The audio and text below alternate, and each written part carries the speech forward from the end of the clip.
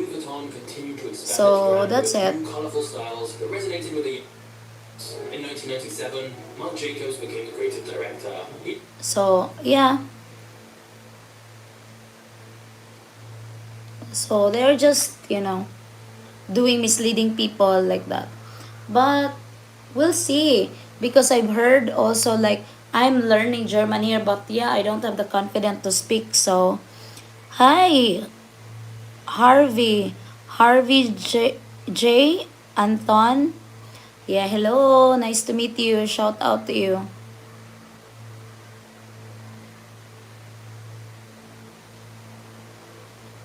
Yeah, I think you have a book inside you. Yeah, but well, German is not that easy, and especially if you're not interested with the language, right? And I was thinking like, if yeah, they said it's easier for me to go there, but in 6 months time, if I still don't know the language, yeah, even basic, then they will not have to give me a what, like a what is that, like resident permit. So if ever they will not give me a resident permit, then I will come back in the Philippines. So yeah, so remember how it is, like remember the pain, like yeah, you were there and then they will kick you out and sort. So that is why I'm building, hopefully I could build a business that could run my life here, like I will not rely on European standards. Yeah, Europe is big, Europe is nice, Europe is money, but what about if I cannot go there? Like it's sad. Sorry. Like yeah, it's nice because we get married, but how about if it's, not all marriage are successful. And I don't like also to come back, like to go there back and forth, you know. Like that is why I said to my husband, if ever they will kick me out in Europe, then I'll better stay here. Bring my baby here. Let her stay, like let her go to school here. But at least I hope so I will have a good life here. Like businesses running and so on and so forth. Yeah. I am hired in a real estate company. So where there is a salary, because most of the real estate they don't have offer you salary.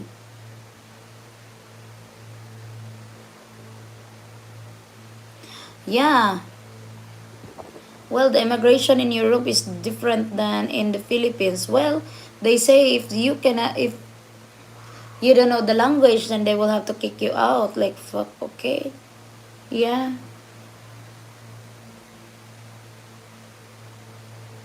So that is why I said to my husband already. Yeah, if it will happen to me that I will be kicked out there, then I'll go back.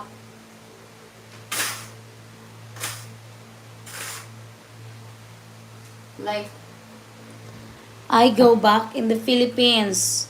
Like I don't care if we are married. Like no, like well, like it doesn't mean that we are married that we will be successful, right?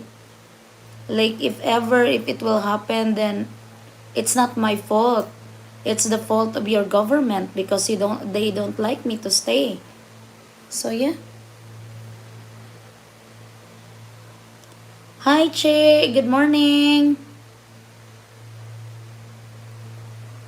Kanusa ka mo ari sa Philippines, si Buday? Happy weekend.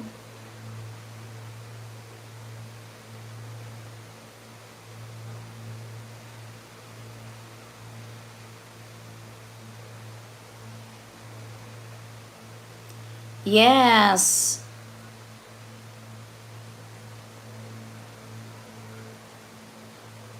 Oh, hello, Chub Sam.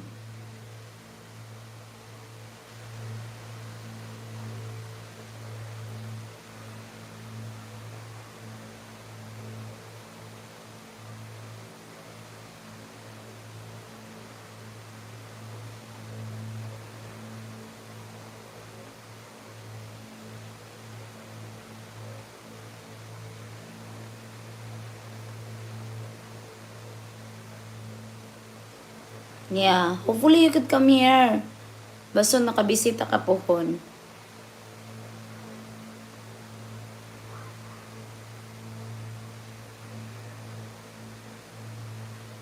Oh yeah, you're so lucky because you have American visa. But us, as a Filipino, my daughter will be like dual citizen. So she's okay.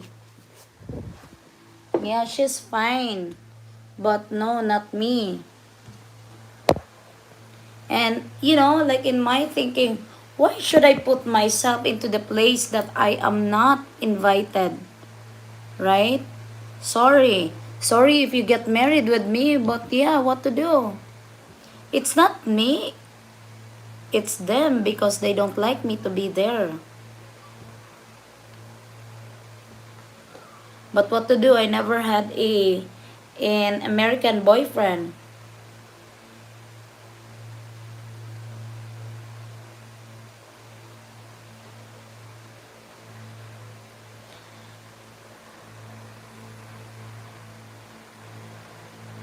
Wow. Italy and Ireland are paying Americans to stay. Yeah. How I wish I was born in America.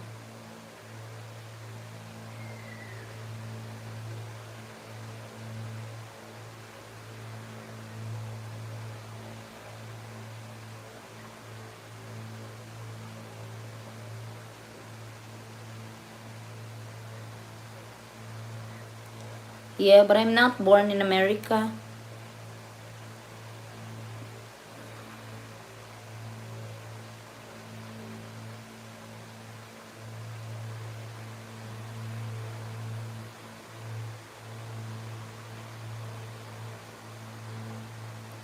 Trust me, you are happier as a Filipina. Yeah, I will stay here, like no worries.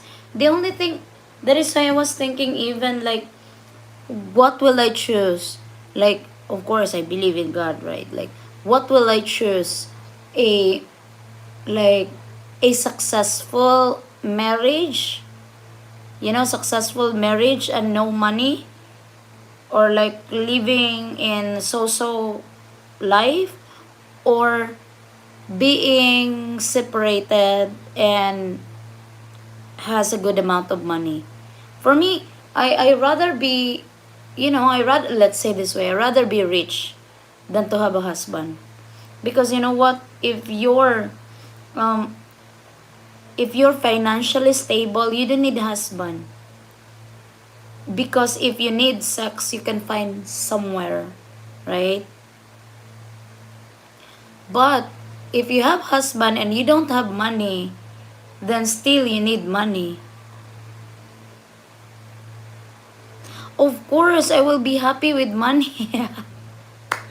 No, you're being, what is this? Like, what is this? Like, you're living in a lie way. Money has nothing to do with happiness, Mary. Of course, like this time, last night, I was sleeping because I don't have money. I don't have money to pay for my bus or taxi or like jeepney in order for me to go to a discotheque where I could meet people, where I could talk to people. I'm sad because I don't have money. So I sleep. And then after, today is the birthday of my mama, and like I don't have money still. Much better there is someone who's giving me money, then I am happy. So don't tell me that money will not make you happy. And if I do have money, I will send the money to my family and they will be happy. My daughter will be happy because it's the birthday of my mama. Then what is this? So she could buy a cake and like this.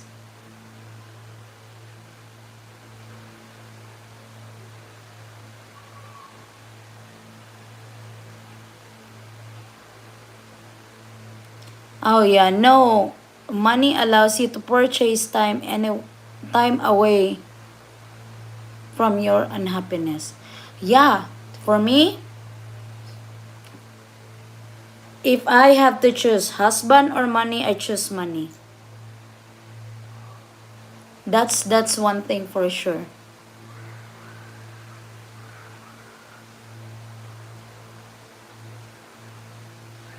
I'm just think of your children. Yeah, you have to do all the best for your children, and if you don't have money, nothing. You can do anything. Yeah, if you like to buy her a shoes and you don't have money. Who? Who's aren't with me? Like my family? Yeah, because I come here in Cebu City because I have to do some paperworks because I cannot do that in my province. So I ended up my job there, and then I'm here in the city, and then I did not come back.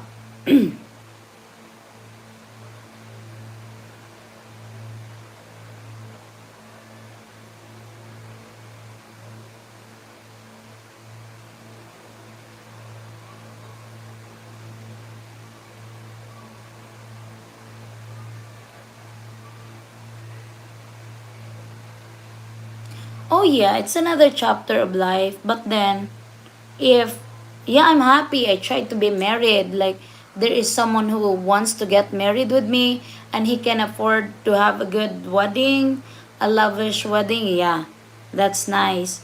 But what if I go there and then they will they will send me back home because I'm a Filipina, don't speak like German language, and what to do,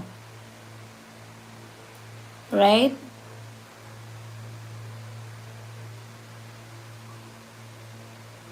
So yeah, I rather to be here alone, having a business or running like a good running business, and I don't need husband. Promise you.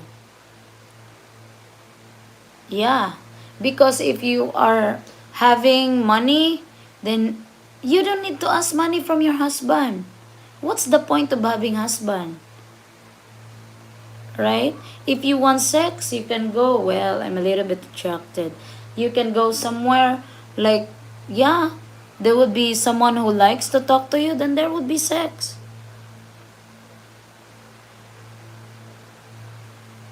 Yeah, my baby is supposed to be with me, but yes, I have to go there, here, and pick up some paperworks.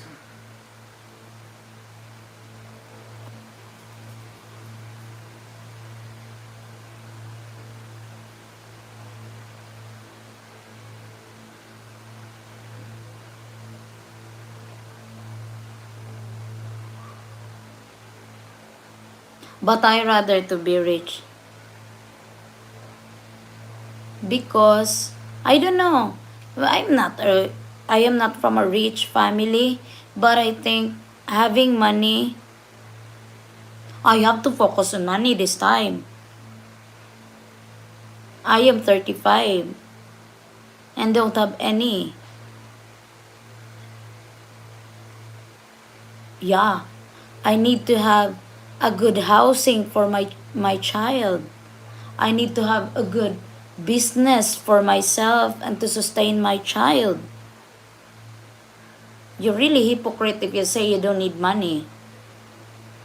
It's really a lie, I tell you. Of course, I do have a good health, but it's not it. Yes, thank you. But I think everyone really needs money. It's not only me. But the thing that, yeah, example, if I will be in the street, I saw people who is needing money like this, then if I don't have money, then he doesn't have money, then both of us don't have money. Hi, di puta. Hi, police, Baba, you don't understand me? You're not speaking English? Okay, I hide you.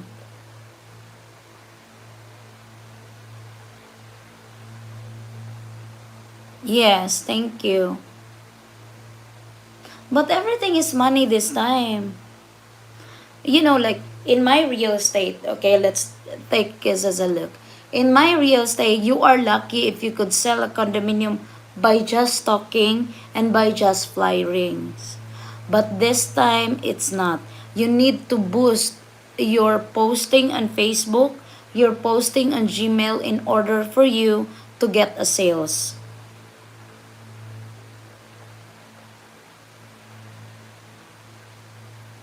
Yeah, because she's old and she's happy what she has now. But me, I'm still young and I need more to my family. And we are different. Your wife is kind of older and I'm younger.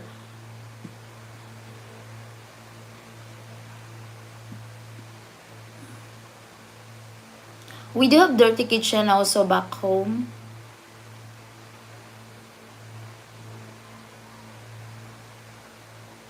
And yeah, to make the story with the real estate.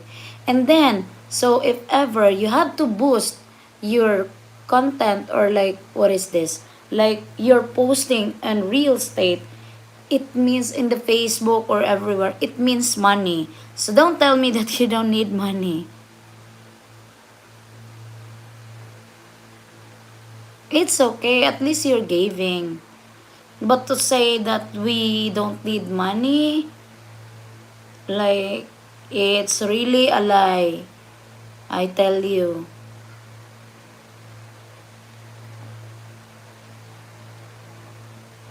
Yeah, because even in the government, like here, I work in the government, I work in a hospital.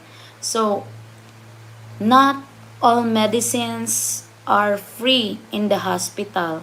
So, what about if one of your family member is sick and you don't have money? Then don't tell me you don't need money to pay for her medication. It's really a lie. Like this one, I got condominium. Don't tell me I don't need money to pay for this. Yes, thank you, Laurie.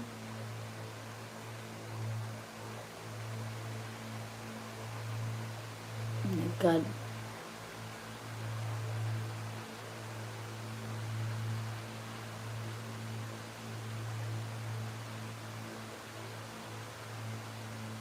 Oh, don't tell me. Of course, I will be happy with the house. I will be happy with how. Of course, I will be happy with that. Of course, I will be happy with a car and a bike. Don't tell me I will not be happy for you. Nah, I think you're living in a lie, really.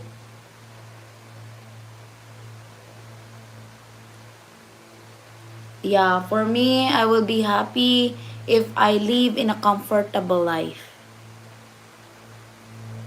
But if not, then I will not be happy.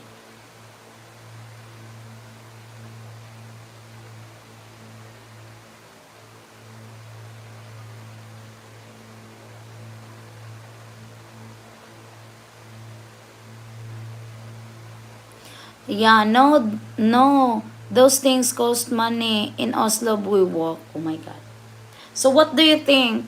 Having a house, having a car, having a motorbike, it's not money? You get it for free? Wow, where did you get it? And I will get it also. Is it for free, really?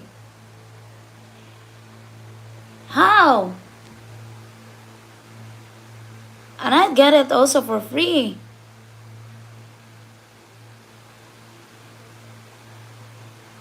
No, no, no, no, no. But I like your house in Las Piñas, though. That's the house that I like to be. That's the place where I like to be.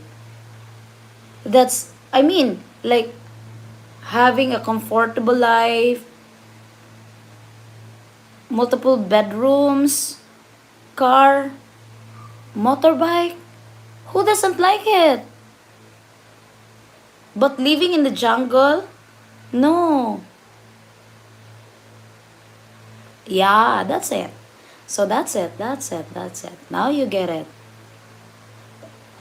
I am happy with the new technologies that we have rather than being in the jungle. Yeah. So now we are on the same page. But don't tell me that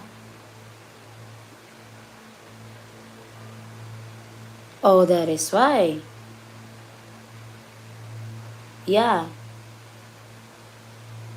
So that's it. Like I said, everyone needs money in order for us to have a comfortable life.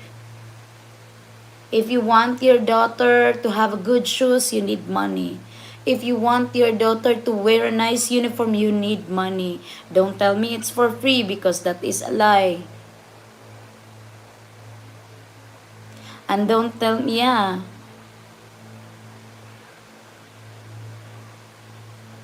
Of course, yeah, that is why.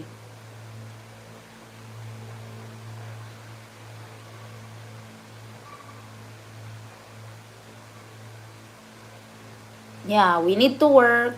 Or that is why I was thinking, hopefully, I could get a good running business and I don't need a man. Yeah, I only need money, of course. Who doesn't need money? But having a man, because as I tell you, if I like sex, I could find sex. And then after that, gone. No more. Right? But money, I need it every day. It's not only for me, but for my family. Or for the people that I don't know. That who's really needing in money, then I can say, okay, you don't have medicine? Okay. You don't have food? Okay. Like this. That's it. But saying that you don't need money, oh my God, nah. It's really a lie, my dear friend. Like you are not happy without money. No. Even you have family member who are dying, if you have money, then you will have to say, at least, even if they are dead, even she's dead, even he's dead, at least I do all my resources. It's not that you are just crying because you don't have money to even pay for paracetamol.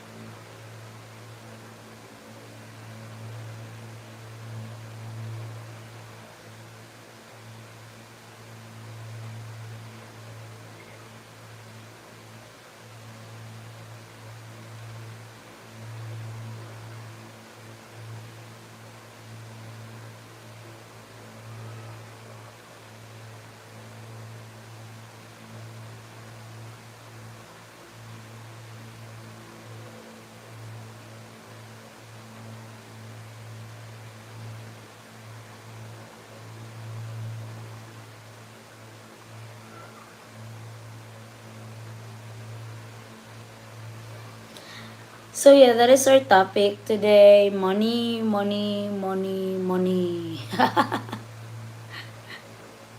Yeah.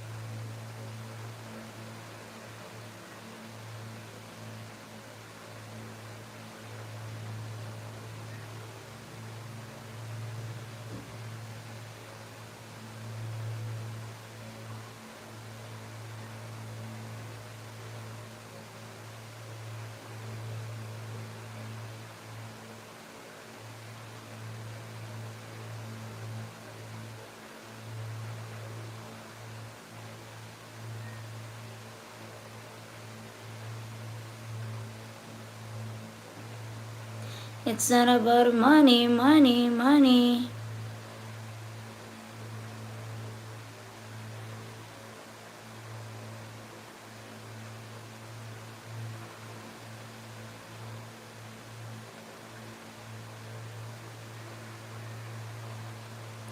We just wanna make the world dance.